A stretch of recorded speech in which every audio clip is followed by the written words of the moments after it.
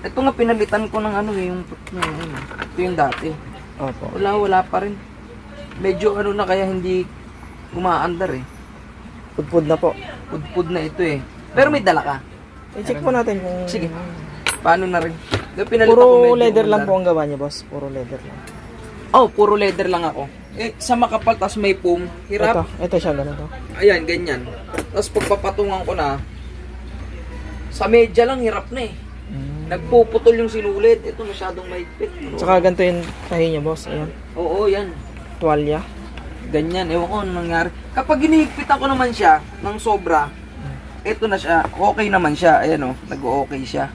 Kaso, sakal na sakal.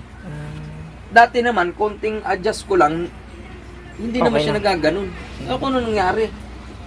Ba't nasobrahan yung sakal niya?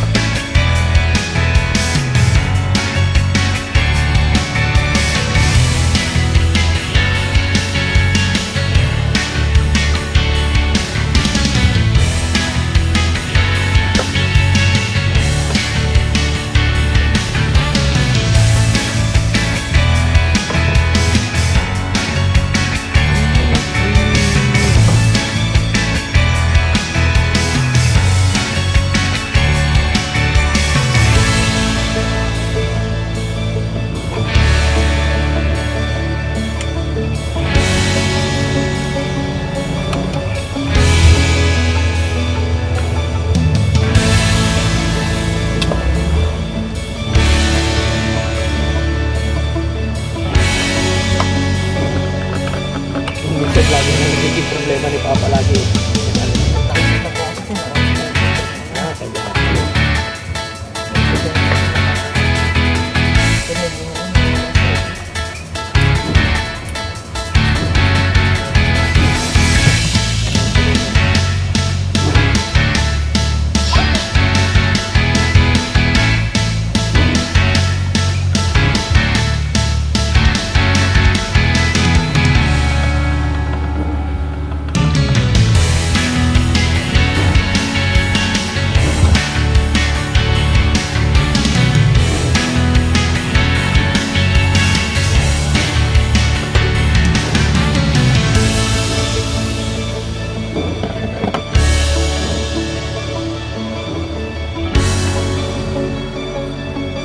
Sana pintrahan.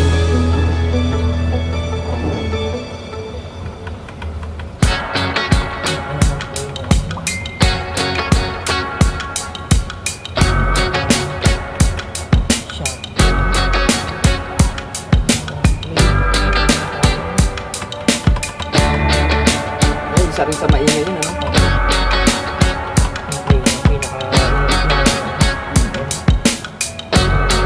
Nagdadala ng drive ng kanyang pudpud na kasi yung kain. Hiras.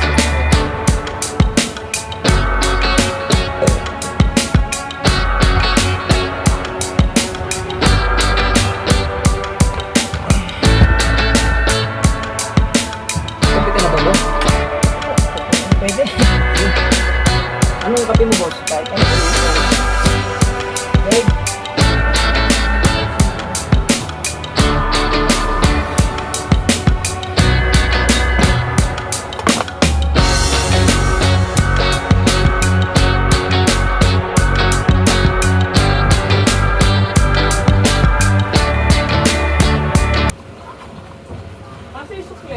Dito sa akin.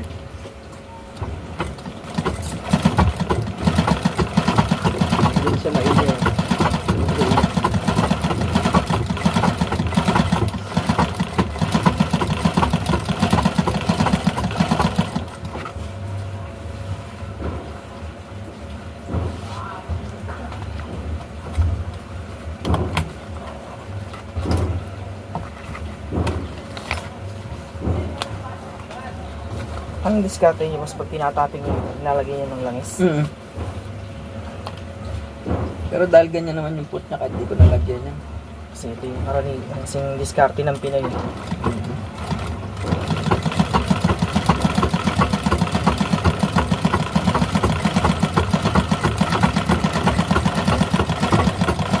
Pinoy kasi madiskarte. Ano nilang Pag leather talaga kailangan lang is. yes po. Kasi ito kasing lalo na ang gamit nyo rito is bakal na po. Ano po siya? Oo. Kaya nga plastic Plastic. para kahit medyo walang ano.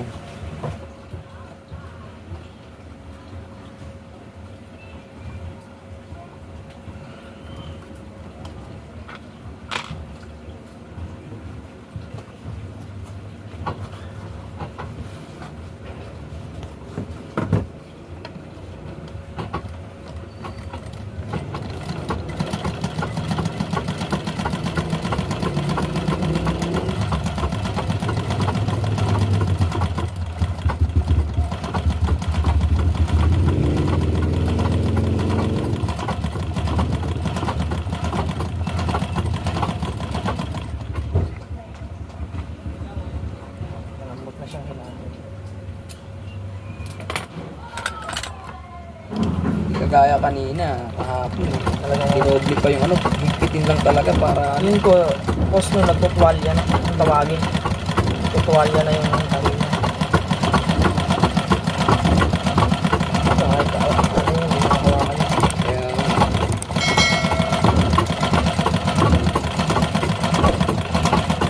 Ganito ang matak ng natin.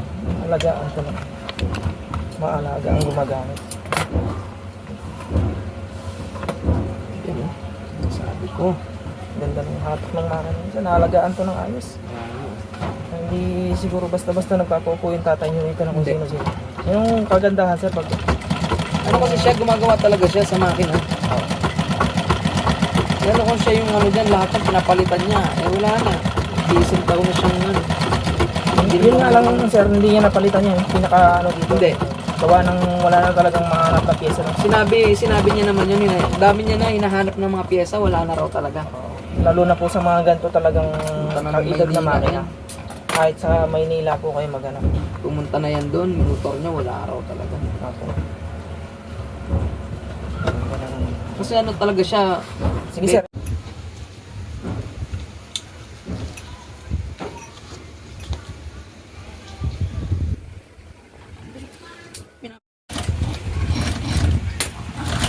Dito sir sa ano?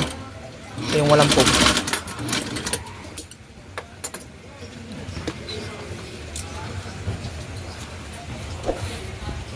maganda.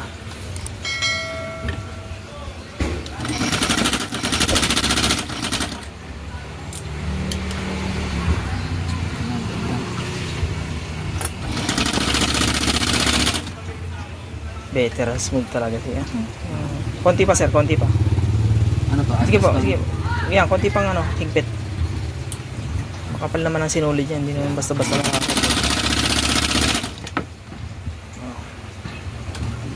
Konti pa. Sumasabit yata sir sa saksakan. Ay, lumalabas na nga po yung ano yung puti niya dito naman sa kabila, sobrang ano naman, higpit. Sobra naman yan. Pag nasosobra. Pero maganda. Diyan yun lang timplahin sir. Kagaya niyan. Ay, maganda. Nakita ko na kasi kahit higpitan ko siya, maluwag siya oh. Oh. Kagaya kanina hinigpitan ko na, grabe yung sakal ng ano. Ayun oh, ang ganda niya oh. Ang ganda siya, ang ganda. Saka yung hakbang niya talagang pang upholstery na talaga. Yan oh. Yan nahanap ko. Isa.